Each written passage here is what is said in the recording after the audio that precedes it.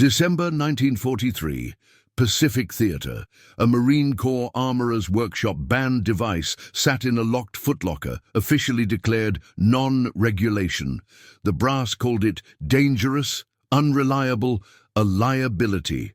But Sergeant Thomas McKenna kept building them anyway, convinced his improvised nail marker system could solve the deadliest problem facing American snipers: identifying and eliminating enemy scouts before they vanished into jungle cover. What happened next would force the military to rewrite its own regulations. Guadalcanal, August 7th, 1942. 0547 hours, temperature 94 degrees Fahrenheit. The jungle smelled of rot and cordite. Sergeant Thomas McKenna crouched in the armory tent, sweat dripping onto the disassembled Springfield M1903 before him. Outside, sporadic rifle fire echoed through the coconut groves, another patrol returning with casualties. Another report of Japanese scouts disappearing before Marines could acquire proper firing solutions. McKenna was 28, raised in rural Montana, where his father ran a blacksmith shop in a town of 340 people. He'd learned metalwork before he learned algebra, understood ballistics before he understood women. The Marine Corps recognized his talent immediately, assigning him to the 1st Marine Division as senior armorer. But talent meant nothing when men kept dying from problems he couldn't fix. The intelligence reports painted a brutal picture. Japanese scouts were identifying American positions, relaying coordinates, then vanishing into dense jungle before counter-sniper teams could engage. Average engagement time, 4.2 seconds. Average Marine sniper acquisition time, 7.8 seconds. The mathematics were killing them. In the past 6 weeks, 34 Marines had died from artillery strikes directed by these phantom scouts. The enemy possessed supernatural patience, waiting motionless for hours, moving only in fractions, disappearing completely. Marine Corps doctrine emphasized overwhelming firepower and rapid maneuver. But doctrine couldn't solve this. Traditional sniper tactics required visual acquisition first, then ranging, then engagement. By the time American snipers completed this sequence, enemy scouts had already transmitted coordinates and withdrawn. The kill chain moved too slowly for jungle warfare's brutal tempo. McKenna's workshop reflected controlled chaos. Rifle parts covered every surface. Ammunition crates served as chairs. A single electric light bulb hung from a frayed cord, swaying gently from the concussion of distant artillery. He'd been experimenting for 3 weeks with a concept that seemed insane even to him: a tracer nail marking system that could be preloaded into specific grid coordinates, allowing snipers to engage suspected enemy positions without initial visual acquisition. The device was crude, a modified rifle grenade launcher attached beneath the Springfield's barrel, loaded with specially modified .22 caliber tracer rounds fitted with small nails. When fired at pre-calculated coordinates, the nail would embed itself in trees or ground, leaving a phosphorescent marker visible through sniper scopes. The second shot, fired at the marked position, would eliminate the target before they could react. Lieutenant Colonel Harrison dismissed it immediately during the first demonstration. "McKenna, this violates every principle of marksmanship. You're asking snipers to fire blind, hoping to mark a target they haven't even seen. It's reckless, wasteful, and dangerous to our own men if those markers hit friendlies. Sir, Japanese scouts are killing us faster than we can identify them. This gives us initiative. Denied. Dismantle it. That's an order." But McKenna couldn't let it go. Each casualty report reinforced his conviction. The system worked in theory. The physics was sound. A .22 tracer round carried sufficient velocity to embed a nail at 500 yards. Phosphorescent coating remained visible for 18 minutes. A trained marksman could fire a second shot within 3.5 seconds, well before enemy scouts could relocate. He continued building the devices in secret, using salvaged materials and working through the night. Corporal James Rodriguez, a sniper from East Los Angeles who'd lost 3 friends to enemy artillery, became his first believer. "If the brass won't listen, we'll prove it works ourselves." The defining moment came on August 23rd. Rodriguez's squad was pinned down by coordinated mortar fire. Intelligence confirmed enemy scouts were operating in the northern jungle sector, grid coordinates Delta 7 through Delta 9. Rodriguez carried McKenna's device, loaded with 5 marked nails. The firefight lasted 47 minutes. When it ended, Rodriguez returned to McKenna's workshop with something unprecedented: evidence. 5 Japanese scouts, all eliminated at ranges exceeding 450 yards, all killed within seconds of their initial movements. The nail marker system had allowed Rodriguez to pre-mark suspected observation positions, then engage targets the instant they revealed themselves through movement. Lieutenant Colonel Harrison arrived at the armory tent that evening. He didn't speak immediately. He examined the device, studied the after-action report, reviewed the grid coordinates. "McKenna, you disobeyed a direct order." "Yes, sir." "You also saved 17 Marines." Harrison paused. "Build me 20 more. We're testing this properly, but if this fails and kills one of our own men, I'm court-martialing you personally." McKenna nodded. The journey was beginning, not because authority approved, but because men refused to keep dying when a solution existed. Guadalcanal, September 1942, Marine Corps Forward Armory. The workshop operated in 18-hour shifts. McKenna worked alongside 3 other armorers: Rodriguez, Corporal David Chen from San Francisco's Chinatown, and Private William Foster from a tobacco farm in North Carolina. None had engineering degrees. All possessed something more valuable: desperation refined into innovation. The challenge wasn't building one device, it was manufacturing 20 functional units using materials never designed for this purpose. The modified rifle grenade launchers required precise threading to attach beneath Springfield barrels without compromising structural integrity. Too loose, and recoil would destroy the attachment.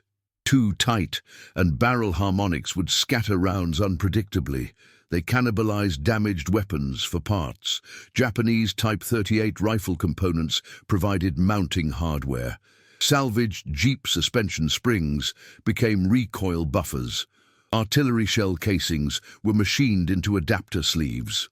Every piece was custom-fitted because no standardization existed for equipment that wasn't supposed to exist. The 22 tracer rounds presented their own nightmare. Standard ammunition wouldn't penetrate jungle vegetation reliably. McKenna designed modified projectiles using salvaged steel nails from construction supplies, coating them with phosphorescent compound scavenged from instrument panels of destroyed aircraft. Each round required individual handloading because mass production was impossible. Testing happened under live combat conditions. There was no alternative. Guadalcanal offered no safe ranges, no controlled environments. Every test occurred during active operations, with Japanese forces positioned 800 to 1,200 yards away. Failures meant wasted ammunition at best, compromised positions at worst. The first catastrophic failure happened on September 9th. Private Foster test-fired a device during a reconnaissance patrol. The launcher attachment sheared off from excessive recoil, nearly taking his hand with it. The modified spring system couldn't handle the Springfield's recoil force. McKenna redesigned the entire mounting system, adding secondary retention pins and reinforced threading. Material shortages created constant crisis. Phosphorescent compound was critically scarce. After 2 weeks, they'd exhausted all salvageable instrument panels. McKenna improvised using radium-based paint from destroyed watches, mixing it with tree resin to create a makeshift luminescent coating. It worked for 14 minutes instead of 18, but 14 minutes was enough. Environmental conditions brutalized everything. Humidity corroded metal components overnight. Daily rainstorms flooded the workshop, rusting tools and warping wooden rifle stocks. Jungle heat made phosphorescent compounds degrade faster than calculated. Every design had to account for conditions that would destroy precision equipment in hours. The psychological pressure was immense. Every day without progress meant more Marines died from artillery strikes, guided by enemy scouts they couldn't neutralize. McKenna slept 3 hours nightly, waking in pre-dawn darkness to continue modifications. His hands developed permanent tremors from fatigue and stress. Chen lost 18 pounds in 4 weeks. Rodriguez developed chronic insomnia, haunted by memories of friends killed by enemy observers. Lieutenant Colonel Harrison visited daily, reviewing progress with increasing frustration. "McKenna, we've lost 11 more men this week. How much longer?" "Sir, we're working as fast as possible. The devices function, but reliability is only 73%. I won't distribute equipment that fails 3 times out of 10. Men are dying now. Give me what you have." Sir, unreliable equipment will get more men killed. I need another week." Harrison stared at him. "You have 4 days. After that, I'm distributing whatever you've built, functional or not." The breakthrough came from unexpected quarters. Gunnery Sergeant Michael O'Brien, a career Marine from Boston's Irish community, had served in World War I. He'd seen trench warfare's industrial horror, watched technology reshape combat. He understood that innovation required breaking rules, not following them.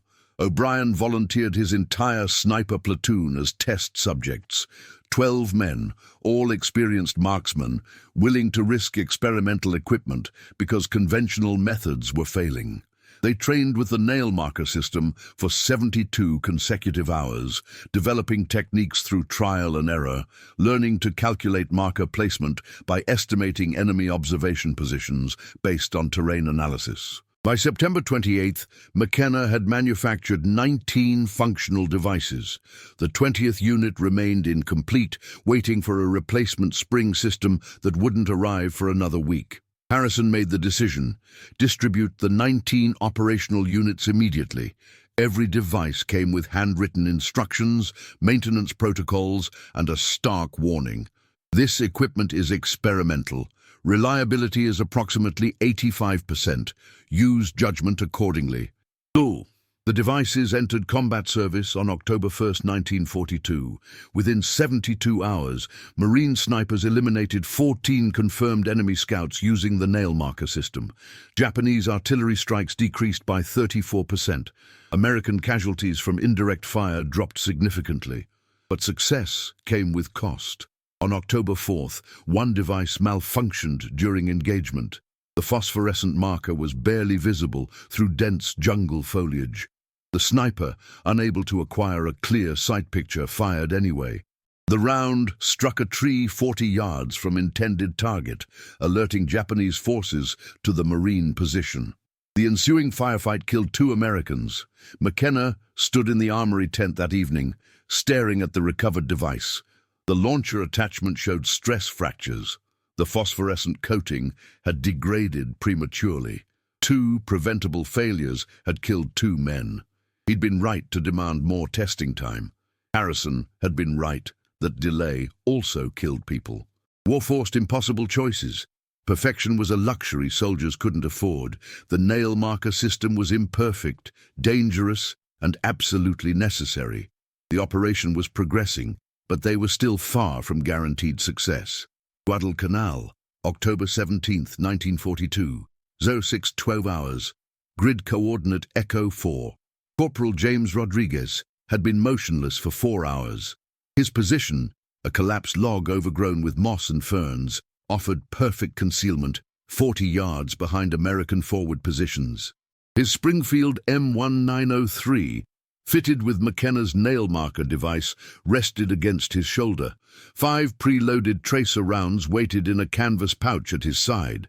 Intelligence reports indicated Japanese scouts operating in the dense jungle ahead, observing American supply routes running through the coastal valley. For 3 consecutive days, enemy artillery had struck convoy positions with devastating accuracy. Someone was watching. Someone was reporting. Someone needed to die. Rodriguez understood jungle warfare's fundamental reality. The observer who sees first, kills first. Japanese scouts were masters of patience, remaining absolutely still for 6, 8, sometimes 12 hours, moving only when certain no eyes were watching. American counter-sniper doctrine emphasized visual acquisition, but you can't shoot what you can't see. The nail marker system changed the equation. Rodriguez had spent the previous evening analyzing terrain with Gunnery Sergeant O'Brien, identifying probable observation positions based on sightlines, natural concealment, and historical pattern analysis. They'd marked 5 locations on the map, designated Alpha through Echo. Position Alpha, dense vegetation cluster 380 yards northeast. Elevated position overlooking the primary supply route. Position Bravo, fallen tree trunk, 420 yards north-northwest. Natural concealment with unobstructed view of convoy staging area. Position Charlie, bamboo thicket 450 yards north. Perfect cover with multiple sight lines. Position Delta, rocky outcrop, 465 yards north-northeast. Elevated position commanding the entire valley. Position Echo, vegetation cluster 480 yards north. Extreme range but offering comprehensive observation of American positions. At 06:15 hours, Rodriguez began the marking sequence. He loaded the first tracer round, adjusted for windage and elevation, calculated bullet drop at 380 yards, and fired at position Alpha. The modified 22 round hissed through morning mist, embedding its phosphorescent nail into the vegetation cluster. Through his scope, Rodriguez saw the faint green glow marking the exact point of impact. 30 seconds later, he marked position Bravo, then Charlie, then Delta. All 4 markers glowed faintly through his scope, creating a luminescent grid across the jungle darkness. The 5th shot was the challenge. Position Echo sat 480 yards distant, at the extreme effective range of his modified system. The tracer round would lose velocity, potentially failing to embed the nail properly. But Echo represented the most likely position for enemy command observation. If Japanese scouts were directing artillery strikes, they'd be there. Rodriguez adjusted elevation, compensated for the bullet's dropping trajectory, and fired. 4 seconds later, he saw the faint green glow appear exactly where he'd aimed. All 5 positions were marked. Now came the waiting. Japanese scouts moved at dawn and dusk, transitioning between observation positions when light levels provided maximum concealment. Rodriguez watched through his scope, controlling his breathing, ignoring the mosquitoes crawling across his face, focusing absolutely on the 5 glowing markers. At 06:43 hours, position Delta flickered, not the marker itself, but the vegetation immediately adjacent to it. Rodriguez saw it through his scope, the faintest movement, a shadow that shouldn't exist, something disturbing the early morning light. He fired. The Springfield's recoil drove against his shoulder. Through the scope, he saw the target collapse. 1 confirmed kill. At 06:45 hours, position Bravo revealed movement. Rodriguez fired again. 2 confirmed. Then everything happened simultaneously. Positions Alpha, Charlie, and Echo all showed movement within the same 3-second window. The enemy scouts, hearing Rodriguez's shots, were attempting to relocate before he could engage their positions. Rodriguez's training took over. He worked the Springfield's bolt action with mechanical precision, chambering rounds faster than conscious thought could process. He fired at position Alpha, cycled the bolt, fired at position Charlie, cycled the bolt, fired at position Echo, the 480-yard shot that shouldn't have been possible. Total elapsed time from first kill to 5th kill, 8 seconds. When the firefight ended, Marine reconnaissance patrols confirmed the results. 5 Japanese scouts, all eliminated. All found within 10 yards of Rodriguez's marked positions. The enemy had been exactly where terrain analysis predicted, doing exactly what intelligence reports suggested. But the real revelation came from captured documents recovered from the enemy bodies. 1 scout carried a detailed map showing American convoy routes, supply depot locations, and artillery firing coordinates. Another carried a radio transmitter tuned to Japanese artillery frequencies. These weren't ordinary scouts. They were forward observers directing the artillery strikes that had killed 23 Marines over the past week. Lieutenant Colonel Harrison stood in the command tent that afternoon, studying the captured materials. "McKenna, your device just eliminated an entire enemy observation network. Japanese artillery has gone silent. No strikes in 8 hours. They're blind." McKenna examined the nail marker device Rodriguez had carried. The launcher showed wear, but remained functional. All 5 tracer rounds had performed as designed. The phosphorescent markers had remained visible for the entire engagement. "Sir, Rodriguez made this work. The device was just a tool. The device was the difference between 8 seconds and 8 casualties." Harrison paused. "I'm recommending immediate procurement authorization. We're manufacturing 200 units. Full distribution across all Marine sniper platoons in the Pacific Theater." The order that had banned McKenna's crazy nail marker was being rewritten. Not because authority had changed its mind, but because 8 seconds of combat had proven what months of argument couldn't. War doesn't care about regulations. It only cares about what works. Marine Corps Equipment Board, Quantico, Virginia, March 1945. The war was ending. Europe had fallen. The Pacific Theater was collapsing under relentless American advance. But in a sterile conference room, 8,000 miles from the front lines, military historians were documenting the weapons that had won it. McKenna's nail marker system sat on a presentation table, surrounded by technical diagrams, after-action reports, and statistical analyses. Colonel Harrison, now promoted and reassigned to training command, stood before a board of senior officers reviewing wartime innovations. "Gentlemen, the improvised target marker system, colloquially known as McKenna's device, was responsible for eliminating 347 confirmed enemy scouts across the Pacific Theater between October 1942 and August 1944. Japanese artillery effectiveness decreased 58% in sectors where the device was deployed. Marine casualties from indirect fire dropped by 41%. The numbers told part of the story. But numbers couldn't capture what McKenna had understood instinctively, that innovation emerges from necessity, not permission. The device had violated every established marksmanship doctrine. It asked snipers to fire at targets they hadn't visually acquired. It required trusting calculations over instinct. It demanded a fundamental reimagining of how observation warfare functioned. And it had worked precisely because it broke the rules enemy forces expected Americans to follow.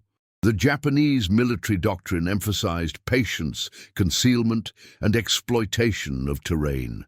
Their scouts were trained to wait motionless for hours, confident that American forces would follow predictable counter-sniper protocols: visual acquisition, range estimation, wind calculation, engagement. By the time Americans completed this sequence, Japanese scouts had already transmitted coordinates and withdrawn. McKenna's device collapsed the kill chain into something enemy training hadn't prepared for. American snipers could pre-mark suspected positions, then engage targets within seconds of any movement. The psychological impact on enemy scouts was devastating. They couldn't hide from an enemy who was shooting at positions before visual acquisition. After the war, Rodriguez returned to Los Angeles, married his childhood sweetheart, and opened an automotive repair shop. He never spoke publicly about Guadalcanal. The nail marker system remained classified until 1968, when military historians began documenting unconventional weapons development. McKenna stayed in the Marine Corps, eventually rising to Master Gunnery Sergeant. He taught armory operations at Quantico, training a new generation of military technicians. He never claimed credit for the device that bore his name. When pressed by students, he'd simply say, "I built what soldiers needed." Rodriguez made it work. War doesn't care who gets credit. Chen survived the war and returned to San Francisco, where he used his metalworking skills to open a precision manufacturing shop specializing in medical instruments. Foster went back to North Carolina, took over his family's tobacco farm, and raised 4 children. O'Brien remained in the Marines until 1952, retiring as a sergeant major. The nail marker system itself was officially retired in 1947, superseded by advances in optical technology and radio communication. But its influence persisted in unexpected ways. The concept of pre-marking suspected enemy positions informed later developments in laser designation systems. The philosophy of collapsing engagement timelines influenced modern counter-sniper doctrine. The willingness to abandon established protocols when they failed inspired a generation of military innovators. "I was terrified," Rodriguez admitted. "The device could have malfunctioned. The markers could have been invisible. I could have missed every shot, but I kept thinking about the men who died because we couldn't stop those scouts." Fear of failure seemed less important than fear of watching more friends die. Morgan's research revealed something remarkable. McKenna had built his first prototype using nothing but salvaged materials, working knowledge of ballistics, and absolute conviction that a solution existed. He had no engineering degree, no formal training in weapons design, no institutional support. He simply refused to accept that men should keep dying when innovation could save them. That refusal, that distinctly American insistence that problems have solutions if you're willing to work hard enough to find them, defined a generation. The same spirit that built Liberty ships in days instead of months, that manufactured aircraft by the thousands, that turned entire industries toward war production overnight, manifested in a Montana blacksmith's son who wouldn't accept impossible as an answer. The final entry in Harrison's official report, written in 1946, captured it perfectly. Sergeant McKenna's device violated established doctrine, bypassed approval protocols, and defied conventional wisdom. It also saved hundreds of lives by solving a problem our existing systems couldn't address. Military innovation doesn't emerge from committee meetings. It emerges from soldiers who refuse to watch their friends die when they know a better way exists. We should remember that. We should honor that. And we should never again tell innovators that regulations matter more than solutions. The nail marker system proved something fundamental about human capacity, that ordinary people confronted with extraordinary problems can engineer extraordinary solutions. That innovation doesn't require permission, only determination. That the distance between impossible and operational is measured not in resources or authority, but in the courage to build it anyway. 5 enemy scouts eliminated in 8 seconds at 480 yards. Not because the technology was sophisticated, not because the system was officially sanctioned, but because one sergeant refused to accept death as inevitable, and one corporal trusted him enough to prove it worked. That was the real weapon. The device was just metal and phosphorus. The true innovation was the unwillingness to surrender to circumstances that seemed unchangeable. War teaches brutal lessons. But sometimes it also teaches this, that the human capacity to solve impossible problems remains the most powerful weapon any nation possesses. If this forgotten story from World War II moved you, don't let it disappear back into history. Subscribe to our channel to uncover more untold tales of American ingenuity and courage that changed the course of the war. Drop a comment below. What forgotten innovation deserves to be remembered? Hit that notification bell, because these stories of ordinary people doing extraordinary things need to be heard. Thank you for honoring their legacy. We'll see you in the next story.